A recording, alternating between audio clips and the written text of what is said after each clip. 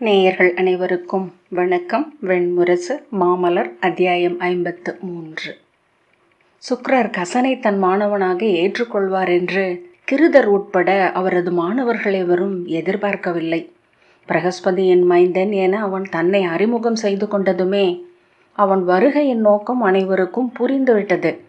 ஒழியாது நிகழ்ந்து கொண்டிருந்த போரில் ஒவ்வொரு நாளும் என தேவர் படைகள் பின்வாங்கி கொண்டிருந்தன.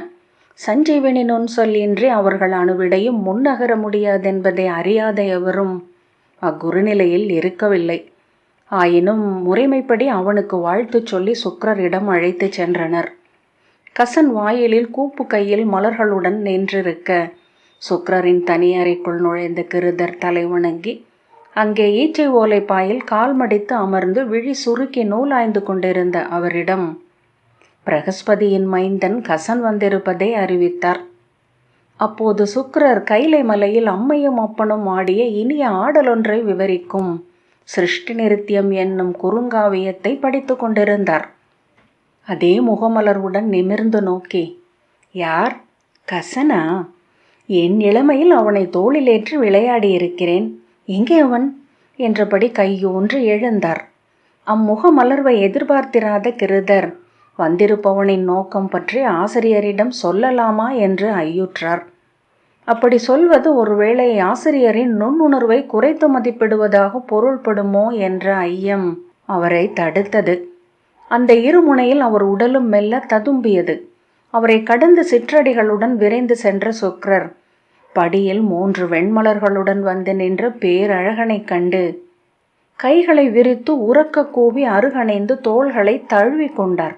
உரத்த குரலில், வளர்ந்து விட்டாய், தோள் திண்மை கொண்ட இளைஞனாகிவிட்டாய் என்றார். அவன் குனிந்து அவர் கால்களில் வெண்மலர்களை வைத்துவிட்டு தொட்டு சென்னி சூடினான்.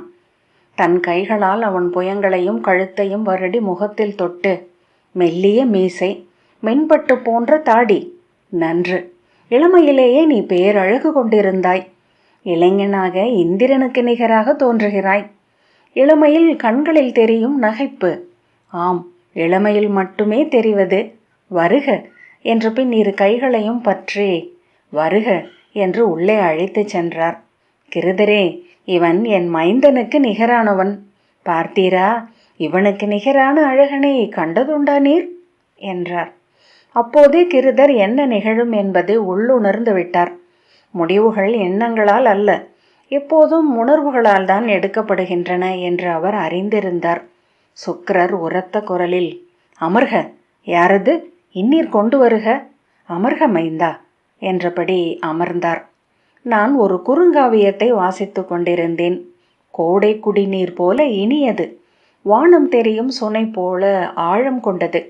அம்மையிடம் அப்பன் சொல்கிறான், இனியவற்றை விரும்புபவன் இனியவற்றை விதைத்து வளர்க்கட்டும், காதலை விரும்புபவன் அதை காதலிக்க அளிக்கட்டும் என. அஸ்வாலாயனரின் ஒப்புமைகள் மிக எளியவை, அணிச்செறிவற்றவை, ஆனால் நெஞ்சில் நிற்பவை. நீ காவியம் பயில்கிறாயல்லவா? ஆம், உண்மையில் வேதமைமைக்கும் தத்துவங்களுக்கும் மேலாகவே நான் கவிதையில் ஈடுபட்டிருக்கிறேன் என்றான் கசன். ஆம், அப்படித்தான், உன் அகவை அதையே நாடச் செய்யும். கிருதரே, பார்த்தீரல்லவா?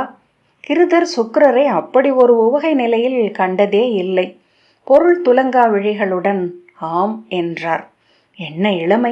இளமையில் எதையும் வெல்ல வேண்டும் என எண்ணாது வாழ்பவன் நல்லூழ் கொண்டவன். அவன் அழகையும் இனிமையையும் முழுதாக அறிந்து திளைப்பான் என்றார். கிருதர் தலையசைத்தார்.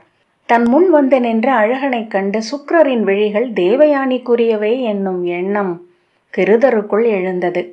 கசனிடம் பேசிக்கொண்டிருந்த தேவயானியை தொலைவிலேயே நோக்கியபடி அவர் அணுகிய போது அவள் முகத்திலும் நோக்கிலும் துவண்டு ஒசிந்த இடையிலும் தெரிந்த பெண்மையை முன்பெப்போதும் அவளிடம் அவர் பார்த்ததில்லை. அவனை அழைத்து கொண்டு திரும்பி நடக்கையில் அவள் விழிகள் அவருள் மேலும் தெளிந்து எழுந்தன. அதிலிருந்தது காதல் என்பதை ஐயமில்லாது உணர்ந்தார். சீற்றம் என்றும் ஆர்வமின்மை என்றும் அகல்தல் என்றும் அது தன்னை நடிக்கிறது. ஆர்வமின்மை தன் காதலை பிறரிடமிருந்து மறைக்க, சீற்றம் அதை தன் உள்ளத்திடமிருந்தே விலக்க, அகல்தல் தன் உடலில் இருந்து மறைக்க. காதல் அதை மறைத்துக் கொள்வதற்கான முயற்சிகள் வழியாகவே வெளிப்படுகிறது. அதை கடக்கும் முயற்சிகள் வழியாகவே வலுப்பெறுகிறது. மறுப்பதற்குரிய சொற்கள் வழியாகவே மொழியாகிறது. அக்காதல் எவ்விளைவை உருவாக்கும் என்று அவர் எண்ண முனை வரு நிகழ்வுகளை துழாவிக் கொண்டிருந்த போது கூட எழும் காதலொன்றை காணும் போது உருவாகும் இனிமை அவர் உள்ளத்தில் நிறைந்திருந்தது. கசனை நோக்கி ஓடிச் சென்று தழுவிக்கொண்ட சுக்கிரரிலும் அதே விழிகளை கண்டார். அச்சமும் ஐயமும் கொண்டு அவர் உள்ளம் தத்தளிக்கையில் கூட ஆழத்தில் நொண்ணா ஒன்று அந்த இனிமையை துழாவி தெளித்து கொண்டிருந்தது. காதலை விரும்பாத உள்ளம் இல்லை. அது உயிர்கள் கொள்ளும் களியாட்டு. ஆனால் அதை மானுடரால் ஆடியிலேயே நோக்க முடியும். நேர் நின்று நோக்கினால் அதன் பித்து அச்சுறுத்துகிறது. அதன் மீறல் பதைப்பை அளிக்கிறது. இங்கே நான் வந்த பின் உன்னை நினைத்ததே இல்லை. வஞ்சத்தால் கூர்கொண்டு முன் செல்பவன் நான். ஆனால் உன்னை மறந்ததே இல்லை என இப்போது உணர்கிறேன் என்ற சுக்கிரர் கிருதரிடம் திரும்பி சிறுவர்களுக்குரிய கொப்பளிப்புடன், எவ்வளவு வளர்ந்து விட்டான். இவனை மடியில் இருத்தி முதல் பறவையை சுட்டி காட்டியவன் நான். இவனுக்கு வேத முதற் சொல்லை ஓதியவனும் நானே. நெய்யை நெருப்பென வேதங்களை இவன் கற்கும் திறன் கண்டு வியந்திருக்கிறேன். ஆசிரியரின் மைந்தன் இவன். எனக்கு இவன் மைந்தனுக்கு நிகர் அல்லது ஒரு படி மேல் என்றார். கசன் கைகூப்பி, என்னை உங்கள் மாணவனாக ஏற்றுக்கொள்ள வேண்டும் ஆசிரியரே. அதன் பொருட்டே இங்கு வந்தேன் என்றான். இதுவே தகுந்த தருணம் என எண்ணி கிருதர் நாவெடுக்க சுக்கிரர் பெருமகிழ்வுடன் அவன் கைகளை பற்றி, ஆம், இங்கு நூல் நவில்கையிலெல்லாம் நான் மேலும் ஒரு மாணவன் என்று நினைப்பதுண்டு. வேட்டை நாய் போல ஆசிரியன் சுட்டிய திசைக்கு பாய்பவனே நல்ல மாணவன். இப்போது உணர்கிறேன், நீயே என் மாணவனாக அமைய வேண்டியவன். எனக்கு நானே என சொல்லும் சொற்களை உன் செவிகளை கேட்க முடியும் என்றார். ஆம், அதை நானும் உணர்ந்தேன். தாங்கள் சென்ற பின் எந்த இடம் இத்தனை நாள் கல்வி கற்றேன். அவர் சொற்கள் என் அறிவை சென்றடைகின்றன. அங்கு அவை ஒரு களஞ்சியத்தில் நிறைகின்றன. ஆசிரியரே, அவை அங்கு முளைக்கவில்லை என்றான். கை தூக்கி, நான் விதைக்கிறேன், 100 மேனி விளையும் என்று சுக்கிரர் கூவினார். உன்னை முழுமையறிவு கொண்டவனாக்குகிறேன். சென்று அவர் முன் நில். அவரிடம் சொல், நான் சுக்கிரரின் மாணவன் என்று. இதுவும் அவர் மீது நான் கொள்ளும் வெற்றி என்றாகுக என்றார். கசன் கை நீட்டி மீண்டும் அவர் கால்களை தொட்டு சென்னி சூடி, இக்கணம் முதல் நான் தங்கள் அடியவன் என்றான். அனைத்தும் கை கடந்து சென்றதை உணர்ந்து மெல்ல தளர்ந்து கைகளை கோத்தபடி அக்காட்சியை நோக்கி அமர்ந்திருந்தார் கிருதர். சுக்கிரர் திரும்பி, தேவயானியிடம் சொல்க, இவனை பற்றி முன்பொரு முறை அவளிடம் நான் சொல்லி இருக்கிறேன். என் ஆசிரியரின் மைந்தன் கசன் என்க. அவரை அவள் நன்கு அறிவாள். இவனையும் நினைவு கூர்வாள் என்றார். அவர்கள் முன்னமே பார்த்து கொண்டு விட்டனர் ஆசிரியரே என்றார் கிருதர் உரக்க நகைத்து. உண்மையாகவா பார்த்து கொண்டார்களா? நன்று நன்று என்றார் சுக்கிரர். அவர் எப்பொருளில் சொல்கிறார் என்று புரியாமல் ஒரு கணம் நோக்கிய பின், தாங்கள் சொல்லாடி கொண்டிருங்கள். நான் பிறரிடம் தாங்கள் இவரை மாணவராக ஏற்ற செய்தியை சொல்கிறேன் என்றார் கிருதர். அவர் சொல்வதற்கு செவி கொடுக்காமல் கசனிடம், என் மகள் தேவயானி பேரரசிக்குரிய தோற்றமும் உள்ளமும் கொண்டவள். ஊழும் அவ்வண்ணமே என்கிறார்கள் நிமித்திகர் என்றார் சுக்கிரர். திரும்பி கிருதரிடம், இவனுக்கு நான் அடிப்படைகள் எதையும் கற்றுக் கொடுக்க வேண்டியதில்லை. விதைகள் அனைத்தும் இவனிடம் உள்ளன. அவற்றை உயிர் கொள்ளச் செய்யும் நீர் மட்டுமே என்னிடம் இவன் கற்க வேண்டியது என்றார். தலை வணங்கியபடி வெளியே வந்த கிருதரை மாணவர்கள் சூழ்ந்து கொண்டனர். என்ன சொல்கிறார்? இன்றே அவன் கிளம்பி செல்வான் அல்லவா என்றார் ஒருவர். இளையவன் ஒருவன், இங்கு அவன் எதற்கு வந்திருக்கிறான் என்று எவரும் அறிவர். ஒருபோதும் நாம் இதை ஒப்ப முடியாது என்று கோப பெரிதொருவன், என்ன துணிவிருந்தால் அசுரர்களின் ஆசிரியரிடமே தேவகுருவின் மைந்தன் வந்து சேருவான். இது சூழ்ச்சி என்றான். சூழ்ச்சி செய்யவும் அவர்களுக்கு தெரியவில்லை என்றார் சுஷமர். ஒன்றோடொன்று இணைந்து எழுந்த குரல்கள் அவரை சூழ்ந்தன. ஒவ்வொரு விழியையாக மாறி மாறி நோக்கிய கிருதர் ஒன்றை உணர்ந்தார். சுக்கிரர் கசனை உறுதியாக ஏற்றுக்கொள்ள மாட்டார் என்று அவர்கள் எவரும் எண்ணவில்லை. ஒருவேளை ஏற்கவும் கூடும் என்னும் ஐயம் அவர்களுக்கு இருந்தது என்பதனால்தான் அவர்கள் காத்திருந்தனர். அவர் சொல்லப்போவதை அவர்கள் முன்னரே கணித்து அச்சினத்தை திரட்டி கொண்டிருந்தனர். அச்சொற்களை அகத்தே சொல்லிக் கொண்டும் இருந்திருக்கலாம். என்ன அடுக்குகளுக்கு அப்பால் ஆழத்தில் அவர் அறிந்த ஒன்றையே அவர்களும் அறிந்திருந்தனர். கனிந்த பழத்தில் மரம் தன் இனிமையையும் மனத்தையும் நிறைப்பது போல தந்தை தன் மகளின் உள்ளமென எழுந்திருக்கிறார். கிருதர் பிரகஸ்பதியின் மைந்தரை தன் முதல் மாணவராக நமது ஆசிரியர் சுக்கிரர் ஏற்றுக்கொண்டிருக்கிறார். இனி மறுசொல் வரும் வரை கசன் இங்குதான் தங்குவான் என்றார். அதை மேலும் அழுத்தி, நம்முடன் அமர்ந்து கல்வி கற்பான். அவனுக்குரிய குடிலையும் பிறவற்றையும் ஒருங்கு செய்ய ஆசிரியர் ஆணையிட்டிருக்கிறார் என்றார். அனைவரும் திகைத்த விழிகளுடன் அமைதி அடைந்தனர். இளைஞன் ஒருவன், அவன் எதற்கு வந்தான் என்று ஆசிரியர் அறிவாரா என்றான். கிருதர், ஆசிரியருக்கு கற்பிக்கும் இடத்தில் நாம் இல்லை என்று நான் எண்ணுகிறேன் என்றார். இருந்தாலும் நமது ஐயத்தை சொல்ல வேண்டும். அவர் முதிர்ந்தவர், அக்கனிவால் சிறுமைகளை காணாது செல்லவும் கூடும் என்றார் சுஷமர். சற்று முதிர்ந்த மாணவராகிய சாந்தர், மிக அழகிய ஒன்று மிக கூறியதாகவே இருக்கும் என்கின்றன நூல்கள். கிருதர், ஆம், ஆயினும் இத்தருணத்தில் நாம் ஒன்றும் சொல்வதற்கில்லை என்று சொன்னார். கிருதர் குடில்களை நோக்கி நடக்க உடன் வந்த சுஷமர், எப்படி அவர் ஏற்றுக்கொண்டார்?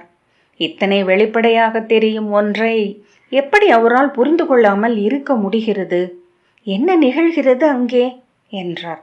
கிருதர், புரிந்து கொள்வது மிக எளிது உத்தமரே. நமது ஆசிரியர் தனது ஆசிரியரை வழிபடுவதை ஒரு கணமும் நிறுத்தியவரல்ல.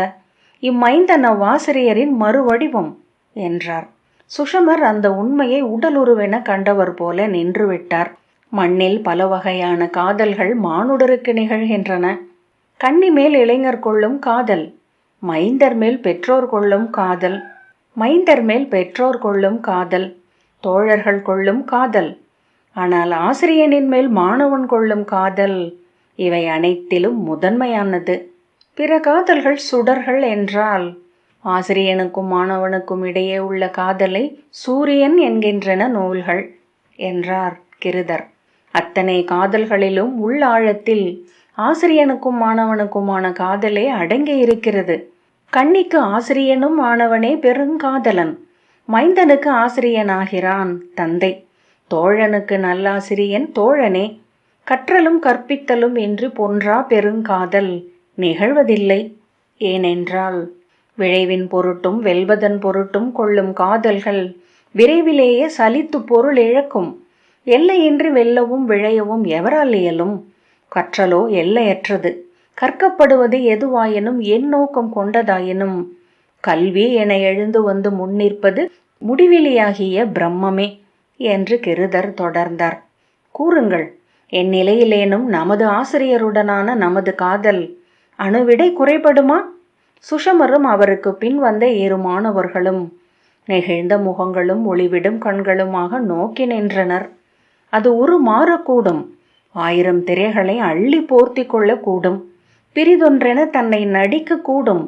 ஆனால் அனல் போல ஒளிக்கும் தோறும் எரிந்தெழும், விதை போல புதைக்கும் தோறும் முளைக்கும் என்றார் கிருதர்.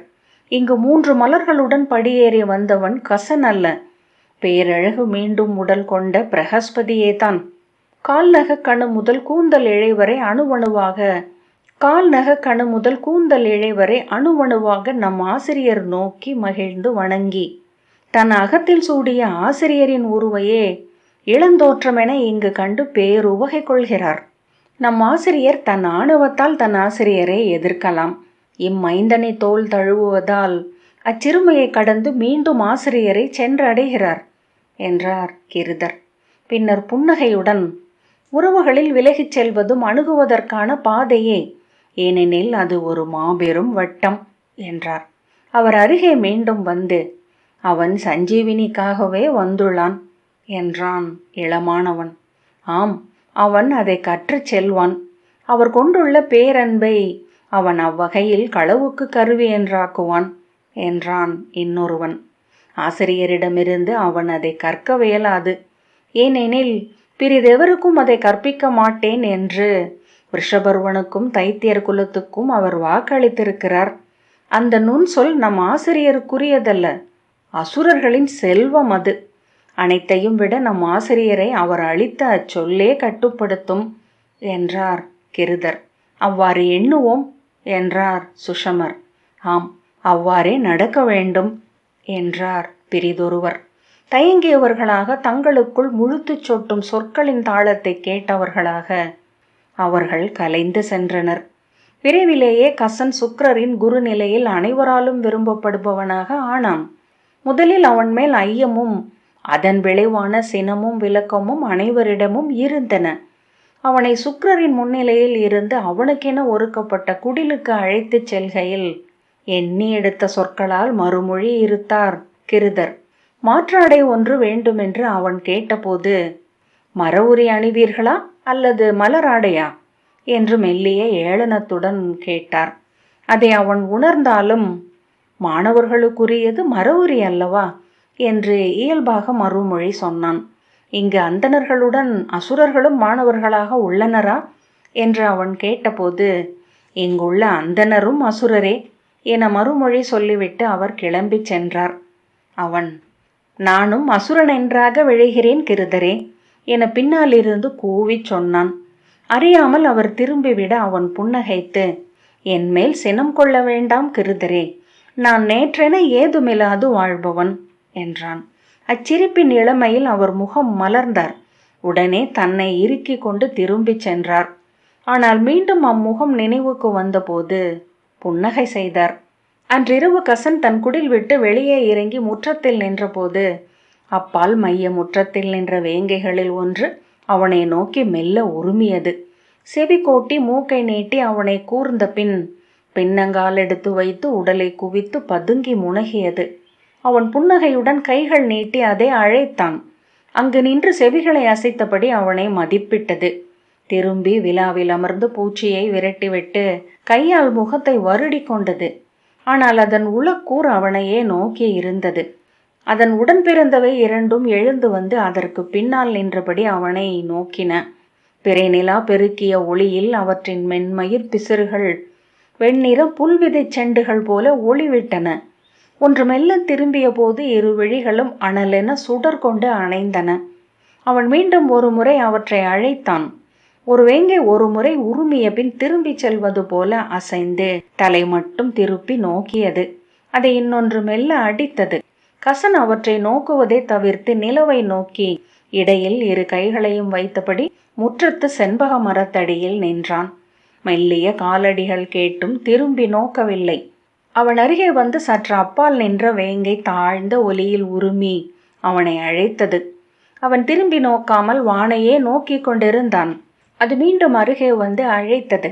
அவன் திரும்பி நோக்கி புன்னகைத்து அழைக்கும் பொருட்டு விரல் சொடுக்கினான். பூனைக்குட்டி போல் முதுகை வளைத்து தூக்கி வாலை செங்குத்தாக தூக்கி கால் தூக்கி வைத்து அவனை நோக்கி வந்தது.